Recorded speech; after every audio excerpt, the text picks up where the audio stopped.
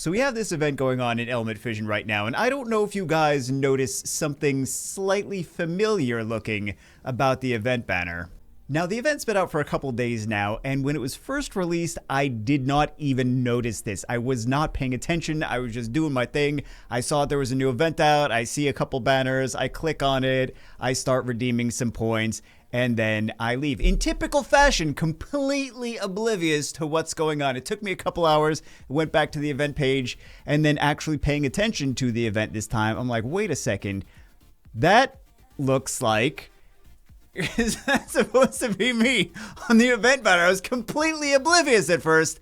I'm sure that's no surprise to you if you've been watching the channels for years. You're like, yeah, that seems about right. You were completely oblivious, and it took you a couple hours to actually catch on to what was going on. But the greatest thing about this is that I actually am in talks with the developer on a regular basis. Sometimes it's every day, sometimes every couple days that we chit-chat a little bit. And didn't mention anything to me. Didn't mention a thing. He still hasn't said anything to me. I'm just noticing. I'm like, that's not even a question. That's not even a question about it. So I am humbled. I am honored to be a part of the game.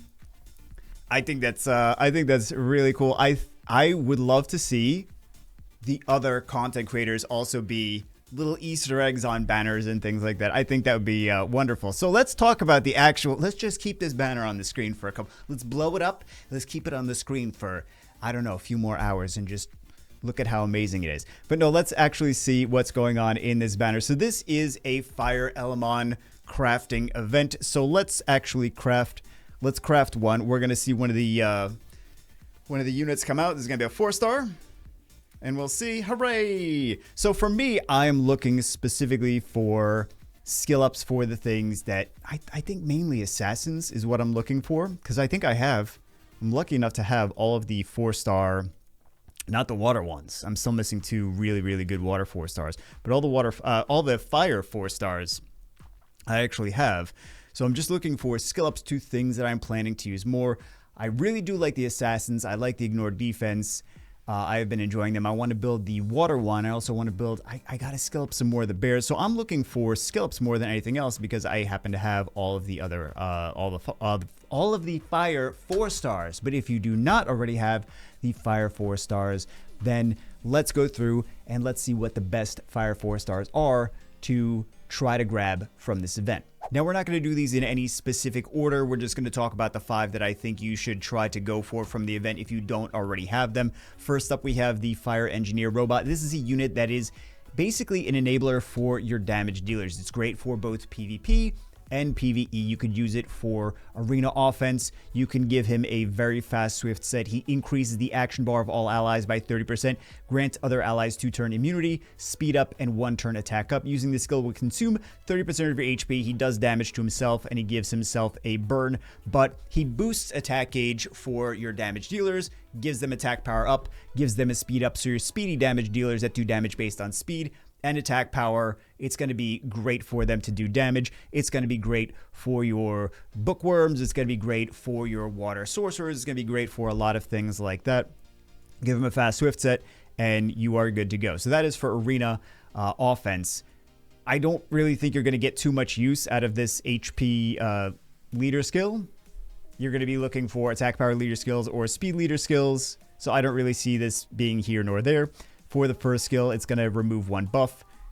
Damage based on your defense. It's, again, neither here nor there. The second skill, this is great. So this is also good in PvE for some of the Abyss dungeons, for Mental Fortress. It is going to be really solid between this attack power up and immunity, and then also this decreased cooldown. So you got some heal, some sustain, and you also have decreased cooldowns. This is a great combo with your big skill 3 nukers, like for example the Tree Gunslinger. I'm sure you guys have seen the combos of this, and also the Water Engineer Robot for Tree Gunslinger. You attack up, Tree Gunslinger does his thing, then you have these Engineer Robots, they reduce the cooldowns, and then you come in again and you nuke again with that big ignored defense skill 3. So this is both a great unit for PvP and PvE, you really can't go wrong. Wonderful, wonderful selection. Next up, we have the Fire Ghost Captain. This is a great CC unit. This is a great control unit. He has the speed lead, 18 speed everywhere in the game. You can use this for control in dungeons. You can use it for control in PvP, but you can also use it, and most importantly, I think, as control in Lost Tunnel. So, 18 speed, we have this third skill, attacks all enemies 3 times. Each attack has a 40 to 50% chance to inflict 2 turns speed down and decrease action bar by 50%. So, we're hoping that we get the speed break and then decrease the attack age as much as possible. If we don't decrease the attack age fully over there with Ghost Fleet skill 3, we can also decrease the attack age with the Ghost Crew skill 1, because when he's 6-starred, he adds attack bar decrease, and it does an AoE for all of the enemies. We have this Phosphorescence, which is another multi-hit. It doesn't hit the entire team necessarily. It's going to be random 4 times. So if you're going up in Lost Tunnel against 5 units, 1 unit is not going to get hit, or sometimes it could hit 1 unit multiple times and a couple of units not get hit at all. But this is actually nice to have on Bash, because then you're going to be doing multiple AoE skills and potentially stunning quite a lot. So this is a great control unit. Aside from that, he's just a great control unit. You wouldn't really bring him into dungeons too much. You wouldn't really bring him into Abyss or Mental Fortress. You'd bring him into Lost Tunnel, or you'd bring him in as control for Arena or Guild Wars if you're running a control team. Solid 4-star though. Next on the list, we have the Fire Bear. This is a great bruiser. He has a very unique mechanic of not calculating the damage that he receives until the end of his turn. So he's a great bruiser for defense in that you can't just snipe him out and get away with it. You have to actually deal with him. I mean, you can deal with him by controlling him. That is one way of dealing with him, but he's got the skill 1. All of these bears are just so amazing in this game. Bears are really some of the best, if not the best 4-star family. I think that you could make an argument that they are the best 4-star family in this game currently. He's got the multi-hit defense break for the first skill, also heals by 30% of the damage dealt. He has this AoE crit up and attacks all enemies. If you kill an enemy, you gain 1 turn of unyield. Damage increases based on your maximum HP. Of course, you just built him as a super tanky unit. And then we have the slow to react. As I mentioned previously, due to sluggishness, damage or healing will not take effect immediately, but will be delayed until the end of your turn. So you could take 2 million damage. It doesn't actually get calculated until the end of your turn. So he takes the 2 million damage. He gets a turn. He does his skill 2, Bear Down the Mountain, actually kills a unit because he actually gets stronger based on the amount of damage that he takes, kills a unit, gets his unyield.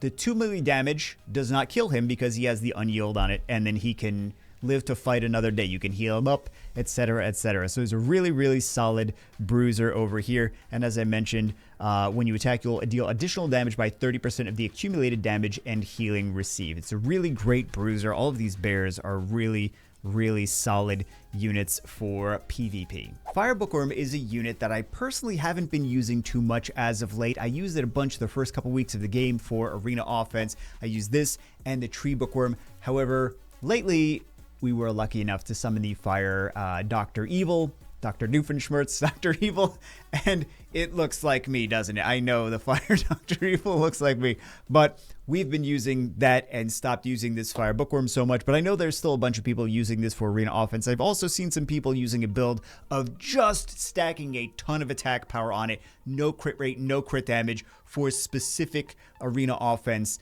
comps. But also this has a guild critical damage. If I move this, you guys can't hear me because it has a guild critical damage leader skill right here. So it's also very useful for guild content.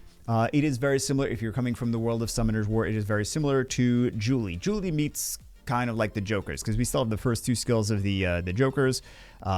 We had a heal block for the first one. We have an AoE speed down, attack down for the second one. But this third skill, attack all enemies 5 times. This skill ignores all buffs on the target, and each buff on the target increases the damage by 50%. So it's really useful for certain situations. It is a solid unit in the same ways you would consider Julie a solid unit in Summoner's War. But Fire Bookworm is not a bad choice. Last but not least, Fire Assassin. This is a unit that I actually like more than I thought I would. So his big thing here is his ignore defense. Consumes 50% of your current HP, attacks the target. The lower your HP, the more defense is ignored. 2 turns of shield based on 50% of the damage dealt. It is a nice skill. The lower the HP you have, the better this skill becomes. And then he also does a shield, which is going to get stronger the lower his HP is, because he's going to do more damage. He also has this first skill, damage over turn. I don't really care too much about this first skill. And then he has this bloodthirsty passive, which I always forget about. The healing effects received by yourself are doubled,